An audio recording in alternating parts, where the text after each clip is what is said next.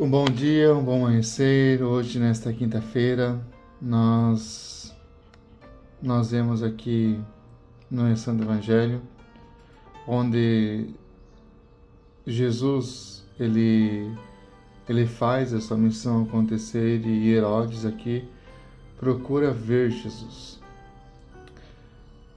Uma busca curiosa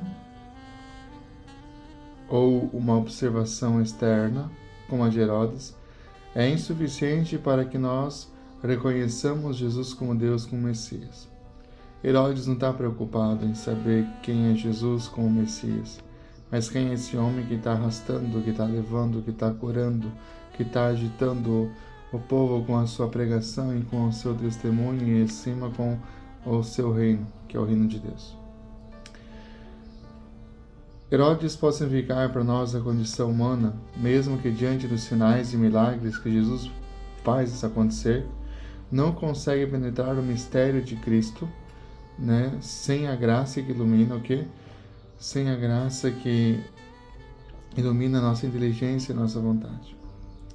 Nós podemos humanamente querer conhecer Jesus por quem Ele é, Jesus, filho de Maria e de José.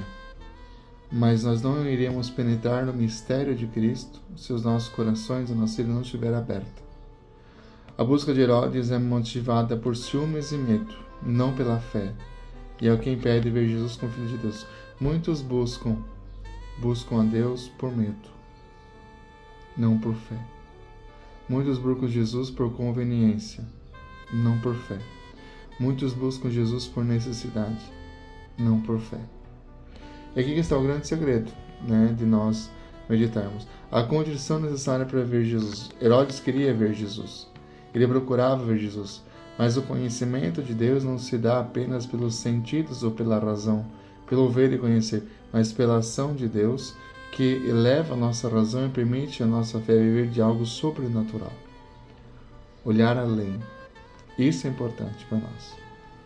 A fé sobrenatural é necessária para conhecer e reconhecer a identidade de Jesus. Então, querer vê-lo é pouco. Devemos querer ver Jesus a partir da fé sobrenatural. A verdadeira visão está aonde? Uma iniciativa que Jesus convida para ter um caminho de intimidade, de profundidade, de interesse, não de aparência.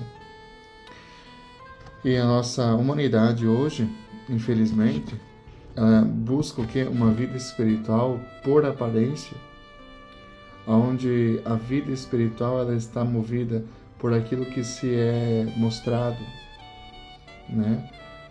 Por aquilo que a fé move multidões.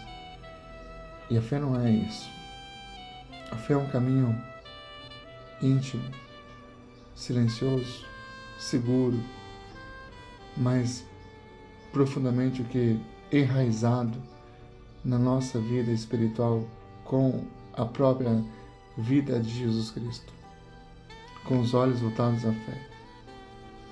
Não um sentimento, uma mera emoção, mas voltados à fé, a nossa inteireza na nossa fé.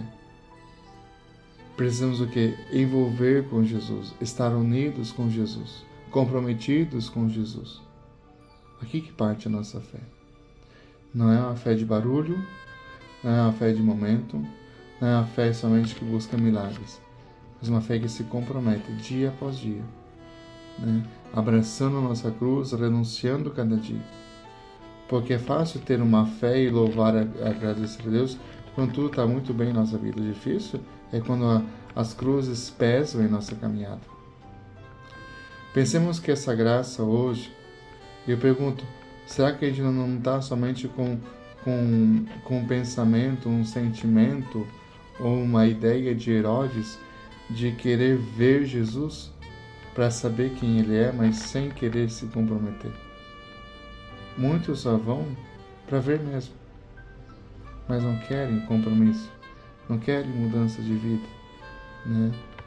Pois queremos ver Jesus não como Herodes, mas a partir da fé sobrenatural, a graça que Deus dá, que nós possamos entender este mistério.